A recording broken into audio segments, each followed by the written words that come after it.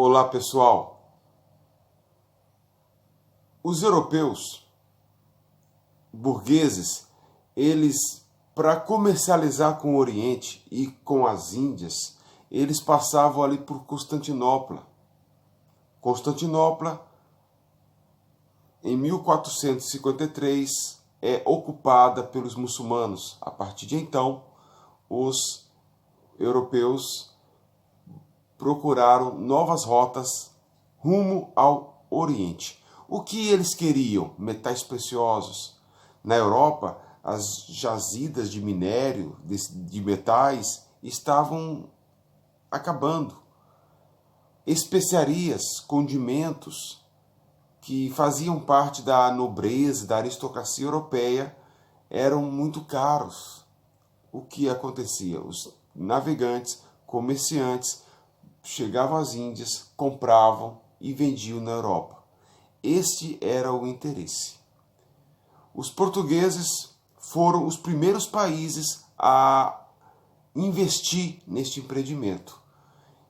É diferente de outros países que estavam em conflito interno entre nobres e burgueses. Alguns países ainda estavam se definindo enquanto território. Portugal já tinha conhecimento náutico, já tinha um conhecimento da geografia terrestre. Geograficamente, as margens do Oceano Atlântico estavam em uma condição privilegiada e havia já um rei estruturado. Portugal é o primeiro país a aventurar pelas navegações, pela expansão marítima. No ano de 1500, Pedro Álvares Cabral chega ao Brasil, onde hoje é a cidade de Porto Seguro, estado da Bahia. Qual era o objetivo de Pedro Álvares Cabral? Encontrar metais preciosos? Outro objetivo, publicar na Europa que encontrou um continente novo, que encontrou essas terras, lembrando de todos os conflitos existentes entre Portugal e Espanha, que eu falei na aula anterior. Há grandes hipóteses de que Portugal já tinha conhecimento dessas terras. Era preciso descobri-las, era preciso anunciar ao mundo que essas novas terras era do Brasil. Com o Tratado de Tordesilhas, uma parte seria do Brasil, Portugal, outra parte seria da Espanha. Em primeiro momento, os portugueses eles não encontraram metais preciosos. Então, Pedro Álvares Cabral voltou e foi até as Índias fazer os seus negócios, mas ele anunciou em Portugal que tinha descoberto o Brasil. O Brasil finalmente estava descoberto, mas ainda não encontraram metais preciosos. A primeira atividade econômica aqui foi o extrativismo, extração de pau-brasil. Agora, a teoria da descoberta, que foi Pedro Álvares Cabral que descobriu o Brasil, que foi Portugal que descobriu o Brasil, é a única teoria? É a teoria verdadeira? É a teoria mais aceita? Então, preste atenção nos slides a seguir. Um grande abraço a todos. Vamos aprender nessa aula sobre o descobrimento do Brasil e também sobre algumas teorias que envolvem esta grande aventura. Quem realmente descobriu o Brasil? Segundo a história oficial, que nós aprendemos lá desde a primeira fase, ensino fundamental, ensino médio, livro de história, todos eles apontam para Pedro Álvares Cabral. Pedro Álvares Cabral, ele era um português de uma família rica e há uma lenda em Portugal de que ele tem origem grega. E, portanto, é apenas uma lenda, não é nada comprovado. E Pedro Álvares Cabral, ele liderou uma esquadra aí de 13 ou 15 caravelas rumo às novas terras que aqui é o Brasil. Então, será que realmente foi Pedro Álvares Cabral que descobriu o Brasil? Existem outros navegantes que chegaram aqui antes de Pedro Álvares Cabral? Quem foram esses navegantes? Quais as teorias que existem sobre o descobrimento do Brasil? Primeiro momento, antes de entrar no assunto, vamos mostrar aqui um mapa de 1502, bem diferente do mapa atual. Nesse mapa aí vocês estão vendo aí um traçado em verde, vertical aí, que é o Tratado de Tordesilhas. Essa imagem está lá na Itália, né, no arquivo italiano. Tratado de Tordesilhas. Outra imagem mais fácil de entender. Do lado verde, Espanha. Do lado amarelo, terras pertencentes a Portugal. A historiografia chama também que as terras pertencentes a Portugal de colônia portuguesa, América Portuguesa. Então, quando vocês ouvirem, lerem sobre América Portuguesa, é a parte que pertencia a Portugal, que hoje é o Brasil. A parte em verde era chamado de América Espanhola, que hoje é Argentina, Paraguai, Equador, Venezuela, etc. Eu coloco aqui também uma imagem do documento Tratado de Tordesilhas. Esse documento aí provavelmente está disponível no YouTube. Aqui nós temos o mapa mundi, o mapa mais atual, e embaixo desse mapa, como é possível ver, a legenda. Observe que há dois riscos, ou seja, duas linhas aí. Essas linhas são linhas imaginárias, né? E na aula anterior já foi explicado os tratados existentes, ou os tratados criados para resolver as questões, as disputas territoriais entre Brasil e Espanha. Falei na aula anterior.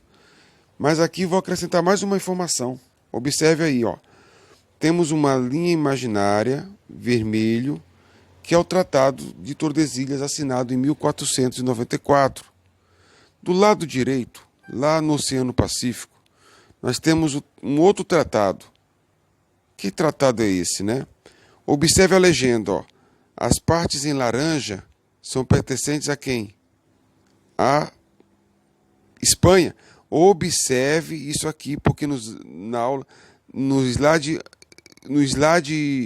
seguinte, vamos entrar no assunto que vai, se não entender agora, não entende depois. Ó. Observe, ó.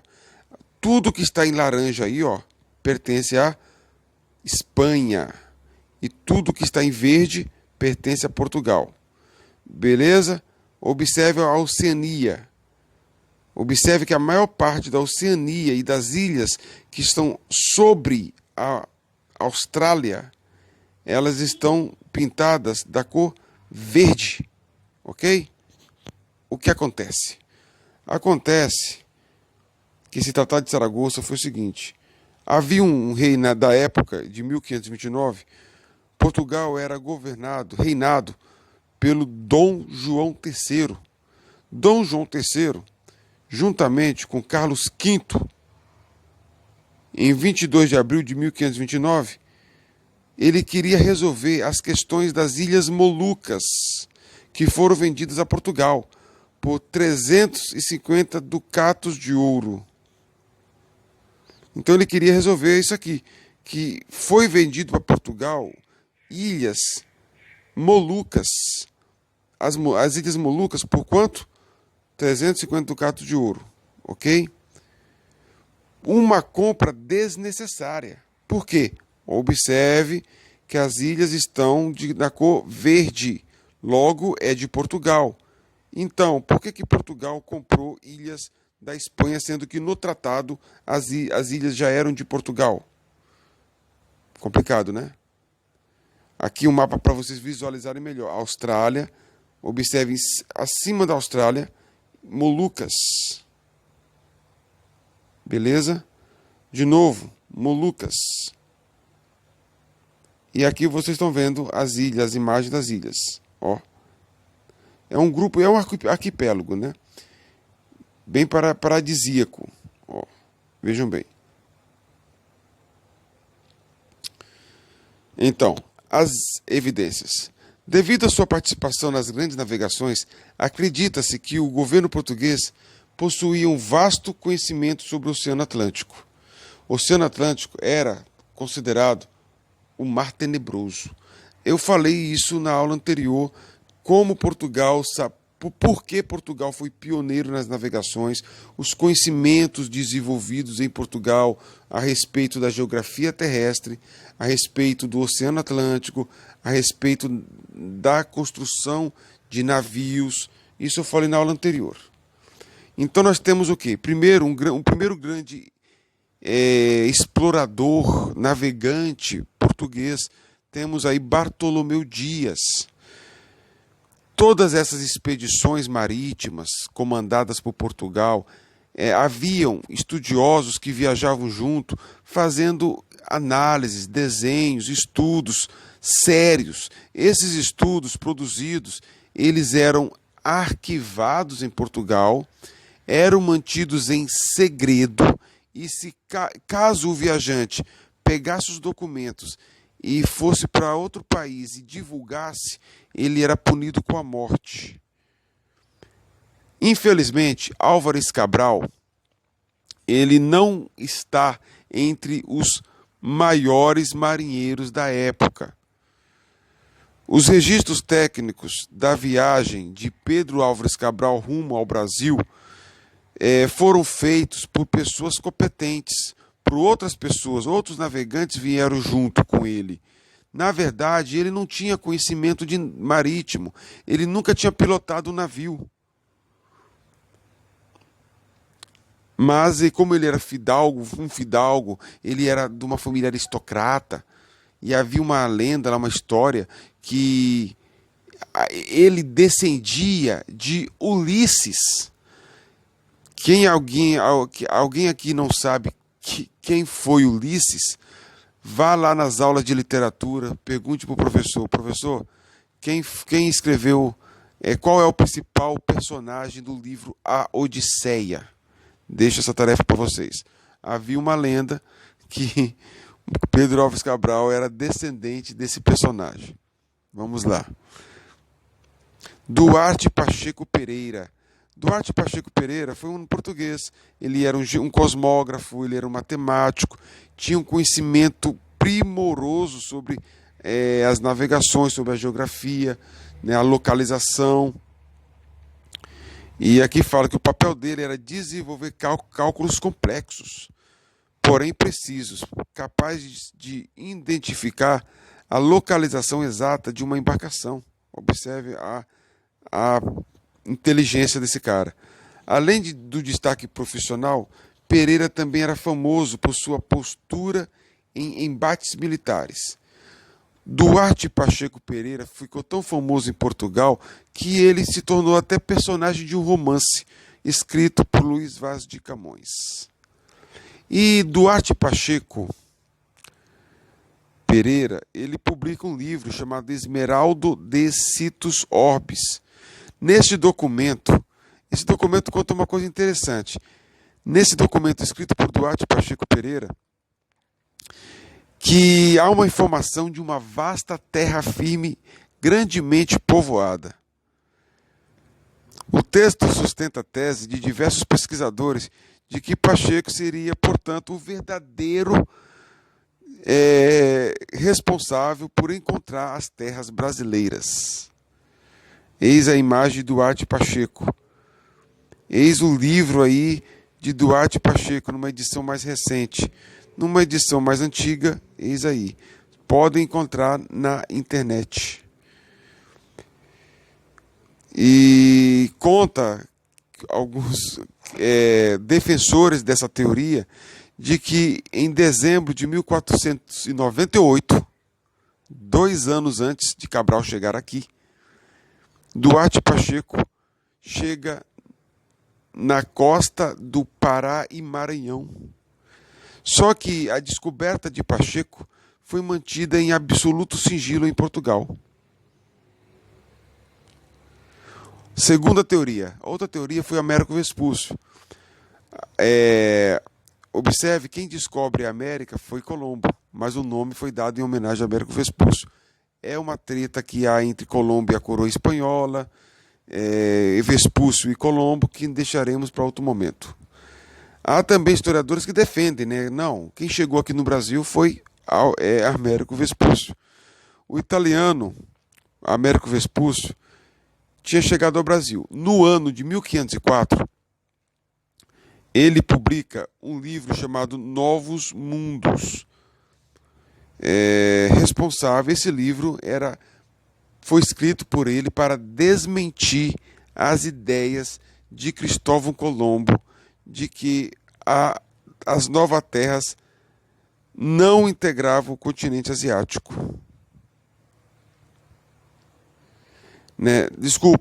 Ele queria desmentir as ideias de Colombo, e Vespúcio falava que as novas terras não integravam o continente asiático. Presume que Colombo achava que essas terras aqui pertenciam ao continente asiático. Acredita que o italiano teria também desembarcado em terras brasileiras. E provavelmente, pelo que ele escreve no livro Novos Mundos, ele faz a referência das terras brasileiras subtende-se que chegou ali no estado do Maranhão. Eis a fonte do livro aí, para quem quiser maiores conhecimentos. Terceira teoria, Ianez Pizon e Diego de Lepe. Há uma teoria que esses espanhóis chegaram na costa do Nordeste brasileiro alguns meses antes de Álvares Cabral. Pedro Álvares Cabral chega aqui, onde hoje é Porto Seguro, Bahia, 22 de abril de 1500. Então, registros na Espanha fala que Ianez Pizon chegou em janeiro do ano de 1500, alguns meses antes de Cabral, na costa de onde hoje é o estado do Rio Grande do Norte. Quem aqui, se alguém conhecer o Rio Grande do Norte, começar a buscar ali o folclore da região, o contexto, vão descobrir que para muitos moradores do Rio Grande do Norte, o Brasil foi descoberto lá e não na Bahia, como afirma a história oficial por Pedro Álvares Cabral. Interessante isso aí. Eis a imagem de Américo Vespúcio, outra imagem de Pedro Álvares Cabral. É isso. Aqui é César Augusto, história para dentro da cabeça.